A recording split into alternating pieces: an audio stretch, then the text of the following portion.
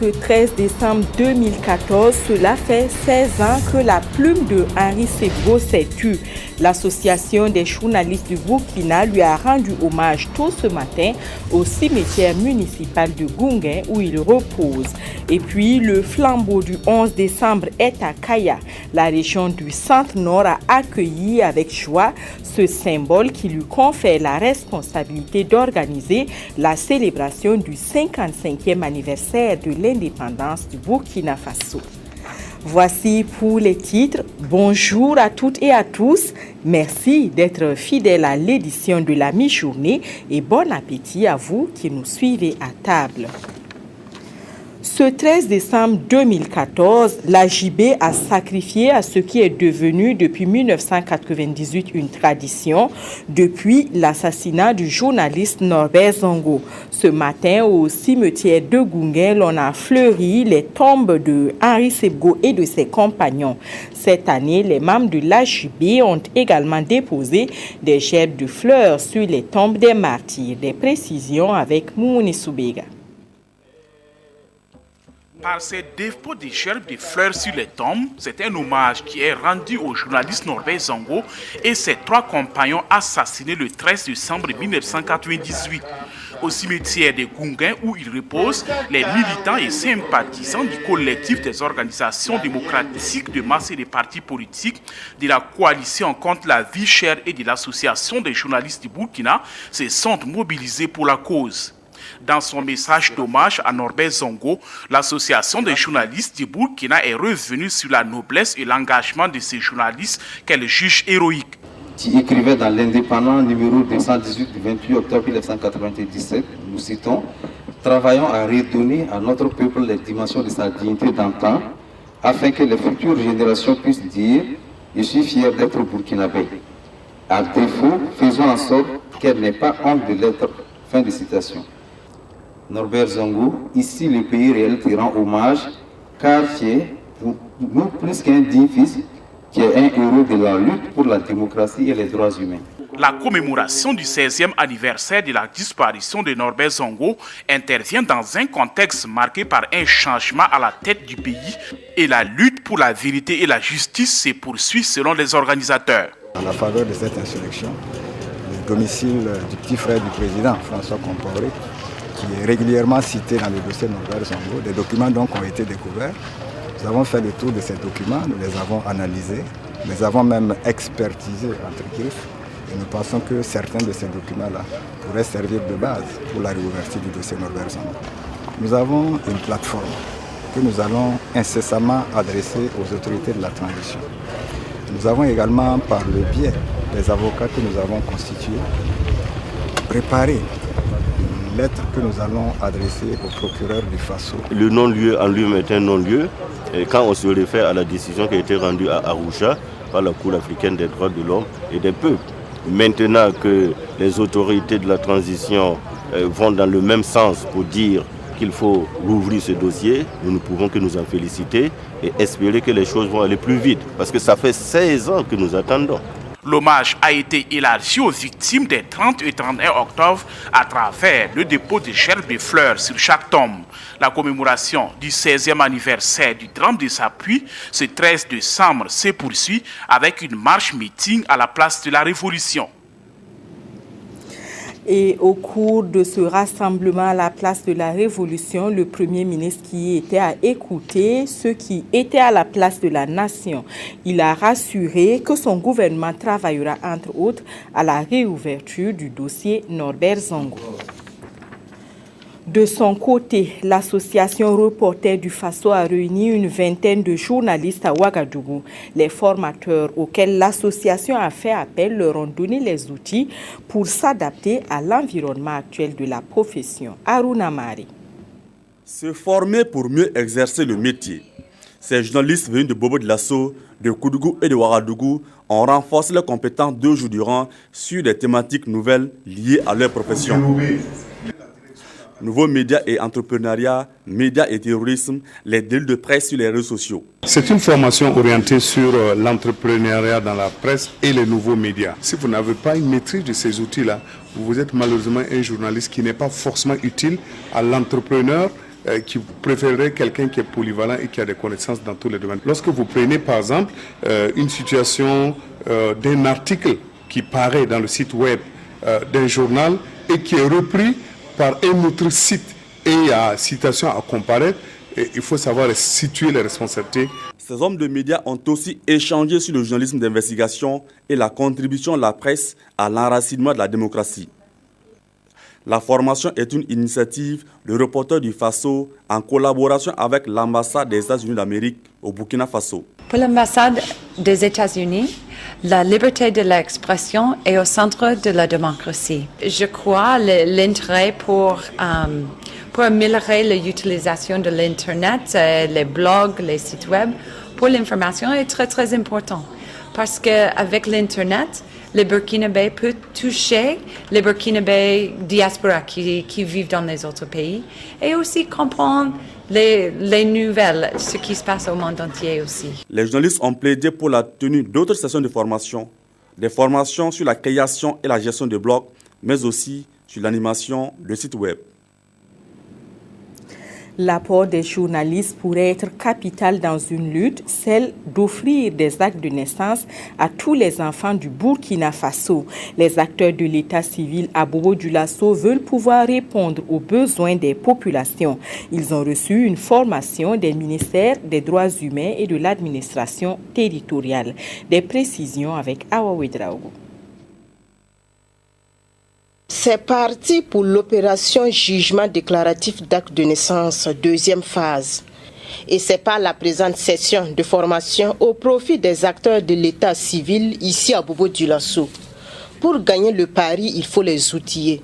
Des secrétaires généraux de mairie, des agents d'état civil ou encore des présidents de tribunaux, ils doivent pouvoir uniformiser le mode de gestion et la production des actes de l'état civil, assurer un service de qualité aux usagers de leurs services. Il s'agit donc d'une formation qui se veut pratique. Nous leur vont porter sur comment véritablement les actes doivent être délivrés et le processus même de délivrance des actes d'état civil. Mais il y aura également des communications introductives qui vont présenter un peu le lien qu'il y a entre les actes d'état civil et la citoyenneté. Et nous aurons, en plus de la formation, du matériel encore qu'on va remettre au centre d'état civil. Ça sera constitué donc d'ordinateurs pour permettre donc de faciliter la délivrance de ces actes-là. Une deuxième session aura lieu dans la région du centre du 22 au 23 décembre 2014. En rappel, c'est en 2009 que le gouvernement burkinabé a lancé la campagne d'enregistrement gratuit d'actes de naissance. Quel est l'état des lieux des technologies et innovations en sciences humaines et sociales au Burkina Faso? Une chose est sûre, leur mise en œuvre rencontre des difficultés.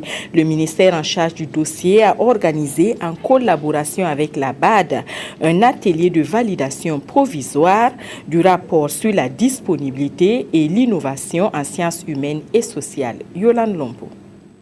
Les sciences sociales et humaines sont immatérielles.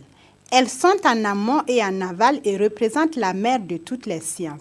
Ces acteurs sont impliqués dans la production ou l'utilisation des résultats de recherche et d'innovation en sciences sociales et humaines et veulent à cette rencontre savoir ce dont on dispose. Une synergie d'action qui devrait leur permettre de voir parmi les technologies existantes celles qui peuvent être utilisées pour accompagner le développement socio-économique du Burkina Faso. Le document va permettre aux différents acteurs qui sont dans le domaine des sciences sociales de voir l'état des connaissances, des résultats dans le domaine. Ensuite, de voir l'état de diffusion. Quelles sont les contraintes en matière de diffusion? Quelles sont les pistes de solutions pour mieux diffuser? Particulièrement dans le domaine des sciences sociales humaines, c'est ce domaine des sciences sociales humaines qui sont des recherches très anciennes. Les sciences sociales, c'est quand même l'homme. La présente étude sur la disponibilité, la diffusion et l'adoption des technologies et innovations intervient dans les domaines liés à la santé humaine, à l'agroalimentaire et aux recherches agricoles. Elle est soutenue par la Banque africaine de développement.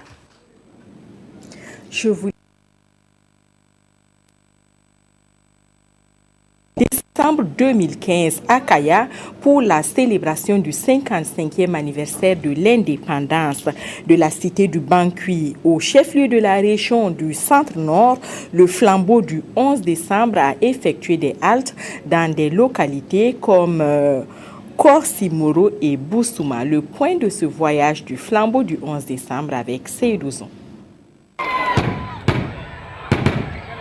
C'est bel et bien fini pour les festivités du 54e anniversaire de l'indépendance à Dédougou. La passation du drapeau et du flambeau à la région du Centre-Nord est effective. Et ce, en présence de témoins. Il y a des témoins, hein?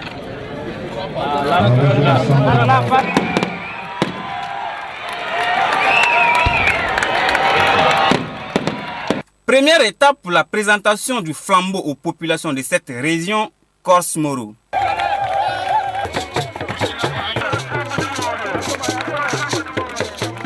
Deuxième étape, Bousouma.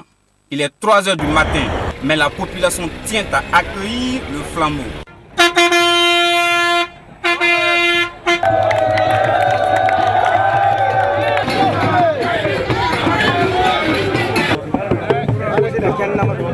C'est aux environs de 4 h du matin que le flambeau est arrivé à Kaya, la capitale de la région du Centre-Nord.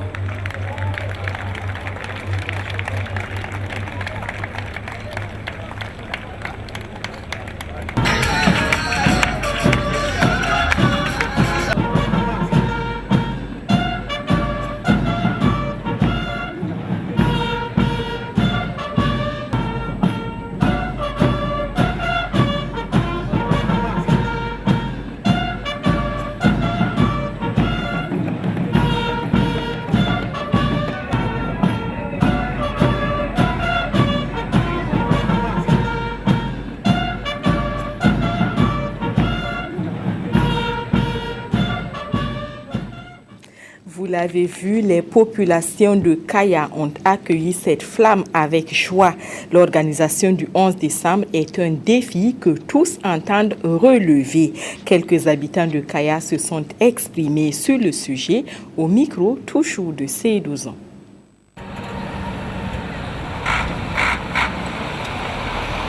C'est la société civile dans toutes ses composantes-là qui s'est battue pour réhabiliter Kaya. Donc la société civile sera au cœur même de l'organisation de ce 11 décembre. Nous allons veiller au grain, nous allons inviter, c'est l'occasion même pour nous d'inviter et lancer SOS à toutes les forces vives de la région. Nous sommes très fiers de voir le flambeau venir à Kaya. Et puis on souhaite que le pays n'a qu'à rester en paix comme ça, commencer pour le développement. Bon, le matin quand on va le 11 décembre 2015 à Kaya, bon, on peut dire que la population sont oubliées. Parce qu'on était dit que le 11 décembre, on va faire ça à Zignari. Bon, les populations de Kaya ne sont pas acceptées. Elles ne sont pas acceptées. On a debout. On a nous les maîtres du 11 décembre. On vous dit merci à Kaya. Toutes les populations des présidents, les militaires, les polices, les gendarmeries, les commissariats, avec les moyens là-bas. Merci vous. Le flambeau est venu. Bon, vraiment, on est content. Tous les ressortissants, même tout le monde s'est mobilisé, c'est très bien. Donc maintenant, ce qui nous attend, travailler davantage pour que le 11 décembre passé, pour que ce soit le Kaya qui est le meilleur. Nous sommes contents, très très contents. C'est ce que nous attendons. Et on souhaite que ça se prolonge et que ça se termine bien. Que tout le monde soit content. Pas plus, pas moins.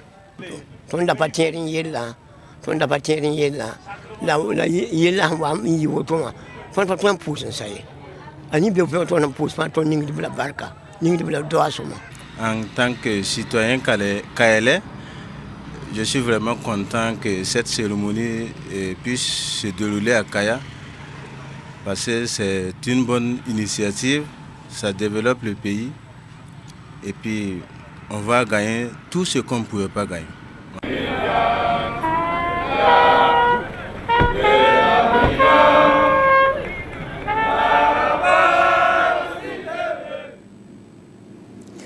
Parlons à présent d'agriculture. Les acteurs de la filière oignons veulent mieux vivre de leur activité.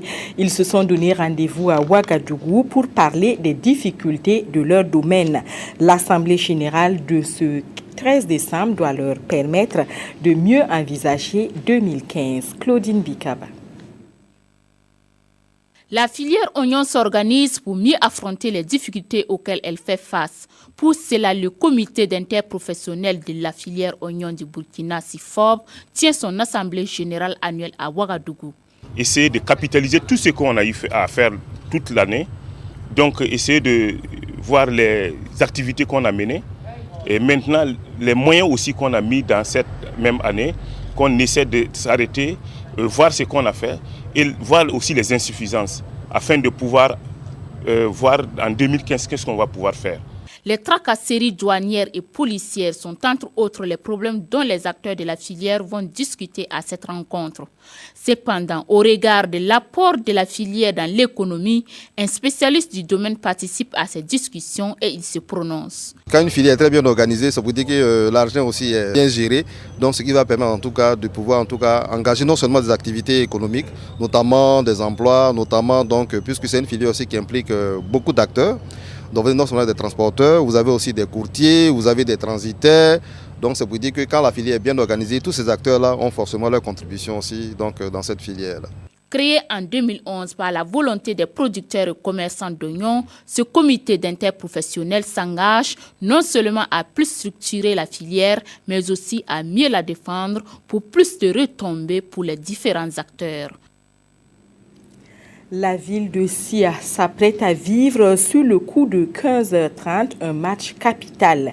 Il opposera les plus grandes formations du Bobo-Dioulasso, le RCB et l'ASFB. Ce match qui compte pour la 9e journée du championnat national sera retransmis en direct sur les antennes de votre chaîne nationale. Le service sport vous donne donc rendez-vous sur le coup de 15h30 pour le match RCB-ASFB. Allons maintenant à Koudougou où l'on a vécu des moments chauds, du moins les riverains de la route Koudougou-Dédougou. Un camion d'une compagnie de téléphonie mobile de la place a pris feu et ce camion a achevé sa course dans la ville. Les dégâts sont nombreux. Le point avec Jonas Wemba. C'est de retour de Dédougou à l'occasion de la fête de l'indépendance que ce camion remorque de Airtel a pris feu juste devant le service de l'ONEA de Koudougou. À son bord, plusieurs matériels dont une moto, des appareils d'animation, des matelas, un réfrigérateur et un groupe électrogène. Les dégâts sont donc énormes, environ 60 millions selon le conducteur. J'ai vu dans mon rétroviseur, je voyais une fumée. J'ai voulu me stationner pour voir si la fumée venait de mon véhicule. Quand j'ai regardé une deuxième fois dans le rétroviseur, j'ai vu que c'est à l'arrière du camion. Immédiatement, je me suis stationné et j'ai pris mon extincteur et puis je suis descendu. Et quand j'ai voulu ouvrir l'arrière du camion, c'était pratiquement impossible de l'ouvrir. Informés de la situation, les sapeurs-pompiers se sont déportés sur les lieux et il leur a fallu près d'1 heure 30 de temps pour maîtriser les flammes. Nos capacités en moyens hydrauliques qui n'étaient pas suffisantes et le conducteur n'a pas su nous donner l'information qui prévalait parce que les éléments qui étaient à l'intérieur qui brûlaient avaient un très fort pouvoir calorifique. Donc il fallait effectivement beaucoup plus de moyens que ceux dont nous disposions pour y faire face. Mais Dieu merci, le sinistre il est maîtrisé. Aucune perte en vie humaine n'est déplorée. Et selon le commandant de la 3e compagnie des sapeurs-pompiers, seule une enquête pourra nous éclairer sur les causes de cet incendie. De tels incidents sont de plus en plus fréquents au Burkina Faso. Les spécialistes de la sécurité routière disent qu'en pareille circonstance, il faut d'abord couper le contact si vous êtes à bord du véhicule. Ceux qui sont à l'extérieur et qui ont des extincteurs doivent les sortir, les tester avant d'attaquer le feu par la base des flammes. Et si le feu sort par-dessous le capot, il faut d'abord arroser ce capot par les déformations avant de le soulever et de terminer d'arroser les flammes. Ce qu'il faut savoir, c'est qu'un véhicule, ça brûle très vite. Il faut donc penser à extraire rapidement les personnes qui sont à bord. Mais contrairement à ce que beaucoup pensent, un véhicule en feu, ça n'explose pas, sauf dans les films américains. Les spécialistes disent que les véhicules diesel sont moins exposés aux incendies. C'est tout pour cette mi-journée. Bon après-midi à toutes et à tous. Je vous retrouve demain.